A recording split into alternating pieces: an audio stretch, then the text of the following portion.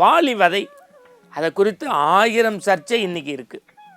ஆனால் அவரே சொல்கிறார், தேவியை பிரிந்த பின்னை திகைத்தனை போலும் செய்கை. அதை பல தடவை இந்த ஆனந்த ஆரம்பத்தில் நம்ம பார்த்துருக்கோம். ஆனால் வாலியை ராமன் போருக்கு கூப்பிடுற மாதிரி சுக்ரீவன் முதல்ல அந்த பூக்கள் எல்லாம் சூடிக்கிட்டு வாலண்டியராக சண்டைக்கு கூப்பிடுவான்ல, அப்போ வாலியினுடைய மனைவி தடுக்கிற மாதிரி ஒரு காட்சி வரும். நீங்கள் போக வேண்டாம் சண்டைக்கு, இதில் ஏதோ உள்நோக்கம் இருக்குது.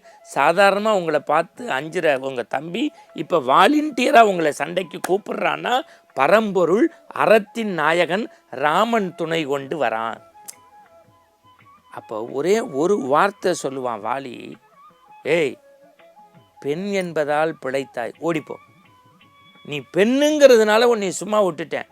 அவனா எங்கள் அண்ணன் தம்பி சண்டைக்கு பங்காளியாக வர்றது, பஞ்சாயத்துக்கு வர்றது, மத்தியஸ்தம் பண்ண வர்றது, நீ பெண்ணுங்கிறதுனால ஜாக்கிரதை போகும்பா. சின்ன சின்ன பாத்திரங்களை சார், திரிசடைன்னு ஒரு பாத்திரம் சார், அதை எவ்வளவு மேன்மையாக கம்பன் அசோகவனத்தில் காட்டியிருப்பான். ராவணனுடைய மனைவி மண்டோதரி, அவளை சீத்தையனுடைய கற்பின் கனலி கற்பின் கொழுந்து, எவ்வளவு சீதையை பெருமையாக சொல்கிறோம்.